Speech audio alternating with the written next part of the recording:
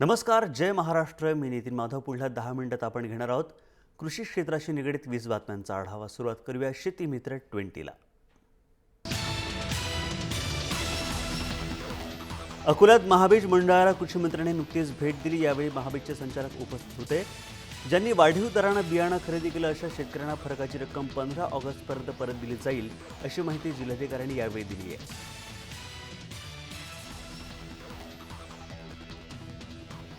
राज्यातील सिंचन, रेल्वे आणि मेट्रो प्रकल्पांच्या कामांसाठी शेतकऱ्यांकडून जमीन संपादित केली जाते. या संदर्भात मुख्यमंत्र्यांनी जिल्हाधिकाऱ्यांची मंत्रालयात बैठक बोलावली होती. शेतकऱ्यांची थेट वाटाघाटी करूनच जमीन संपादित करावी असे निर्देश त्यांनी अधिकाऱ्यांनी यावेळी दिले.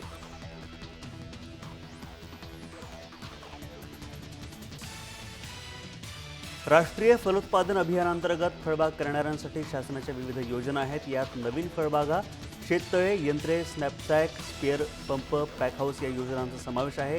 यांचा लाभ घेण्यासाठी शेतकऱ्यांनी तालुका कृषी अधिकाऱ्यांशी संपर्क साधावा असं आवाहन करण्यात आलेलं आहे.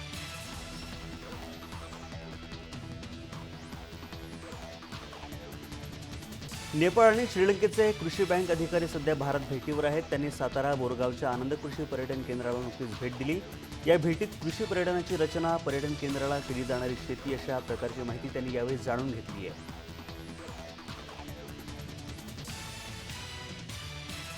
सांगलीच्या आटपाडी तालुक्यातील शेतकऱ्यांनी पेरणीसाठी कृषी निविष्ठा केंद्रात बियाण्यांची खरेदी केली होती. मात्र बियाण्यांच्या खरेदीनंतर त्यांना बिलं दिली जात नाहीयेत. नियमांचं उल्लंघन करणाऱ्यांवर कारवाई करावी अशी मागणी आता शेतकरी करतायत.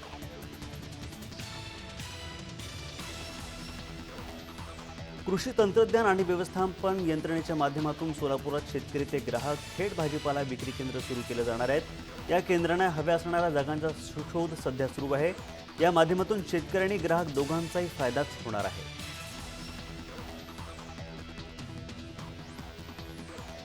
शेतकऱ्यांच्या दृष्टीने महत्त्वाचे असलेल्या पीक विम्याची मुदत 31 जुलै आहे. त्याला 15 दिवसांची मुदतवाढ दिली जावी अशी मागणी केंद्रीय कृषी मंत्रालयाकडे केली जाते.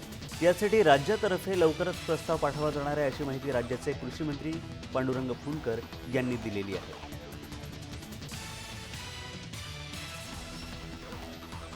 नवीन पीक विमा योजना शेतकऱ्यांचं शोषण करणारी ठरते. विम्यापोटी नुकसान भरपाईसाठी अद्याप शेतकऱ्यांना मिळालेली रक्कम तुटपुंजी आहे. शेतकऱ्यांच्या बँक खात्यात कुठे 28, कुठे 71 तर कुठे 63 रुपये जमा केले आहेत. अकोला, औरंगाबाद, बुलढाणा जिल्ह्यात मधून तक्रारीत वाढ होताना दिसतेय.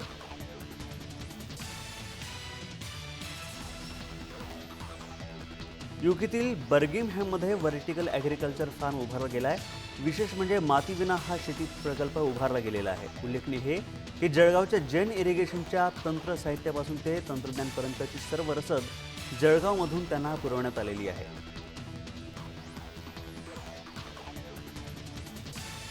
ठिबक सिंचन अनुदान योजनेअंतर्गत लातूर कृषी विभागाकडून जवळपास 8,000 शेतकऱ्यांनी ठिबकची खरेदी केली. 2014 साली मंजूर करण्यात आलेल्यापैकी तब्बल 52% लाभार्थ्यांना छदामसुद्धा मिळाला नाहीये. अंदाजे 12 कोटी रुपयांचं अनुदान रखडलंय. ते त्वरित मिळावं अशी मागणी लाभार्थी करतायत. कडधान्यांचे भाव अचानक भडकल्यानं केंद्र सरकारनं मार्च महिन्यात FCIला कडधान्य खरेदीसाठी मंजुरी दिली होती. त्यासाठी राष्ट्रीय अन्न महामंडळ संस्थेनं बफर स्टॉकसाठी कडधान्य खरेदी सुरू केली. पण उद्दिष्टाच्या केवळ 60%च कडधान्य खरेदी करण्यात आल्याचं FCIनं म्हटलेलं आहे. कॅनडामध्ये आधुनिक शेती तंत्र यांचा उपयोग भारतीय शेतकऱ्यांना करून घेता येईल. यासाठी कॅनडा सरकारच्या नवी दिल्लीत स्थित कृषी आणि अन्न विभागाचे वरिष्ठ व्यापार आयुक्त पार्थी मुथुकुमारासामी यांनी आशावाद व्यक्त केलेला आहे. सांगलीत पोलीस खात्यातील नोकरी सांभाळत प्रदीपकुमार खाडे यांनी वडिलोपार्जित शेतीमध्ये पीक बदल केला. सुट्टीच्या दिवसांमध्ये वडील आणि मजुरांच्या मदतीनं ते शेतीचं नियोजन करतात. गेल्या काही वर्षात प्रयोगशील शेतकऱ्यांची चर्चा करत त्यांनी शेतीला नवी दिशा दिलेली आहे.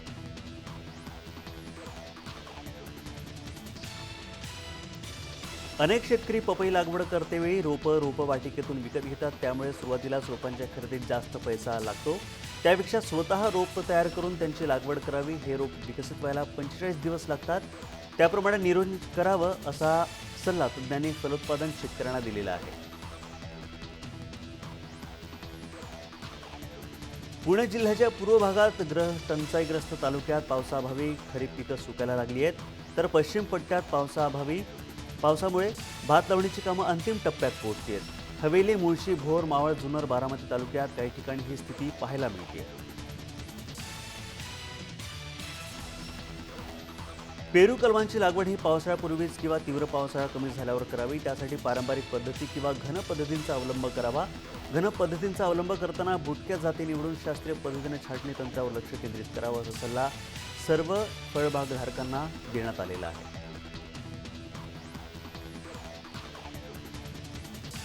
बाजारात कांद्याला भाव नसल्यानं शेतकरी निराश झाला आहे. त्यांनी कांद्याऐवजी अन्य पिकांचा आसरा घेतलेला आहे. त्यामुळे कांदा लागवडीत 50% घट निर्माण झाली आहे. परिणामी पुढील हंगामात बाजारात कांद्याचा तुटवडा निर्माण होऊन किमती भडकण्याची शक्यता वर्तवली जाते.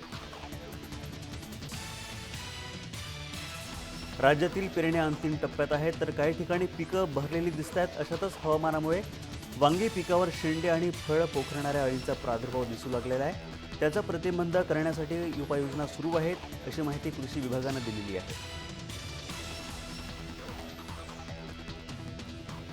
आणि बाजारभाव भेंडी प्रति 10 किलो 450 रुपये, टोमॅटो प्रति 10 किलो 300 रुपये, फ्लॉवर प्रति 10 किलो 250 रुपये, वांगी प्रति 10 किलो 370 रुपये, लसूण प्रति 10 किलो 180 रुपये, कांदा प्रति 10 किलो 120 रुपये आणि बटाटा प्रति 10 किलो 250 रुपये.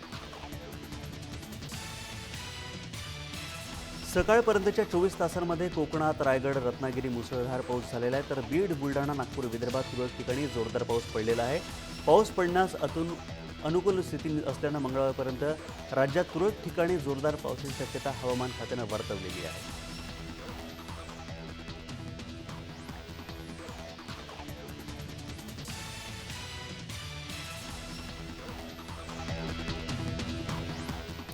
तर या होत्या कृषी विषयक 20 बातम्या आपण पाहताय. जय महाराष्ट्र, थेट, अचूक, बिनधास्त.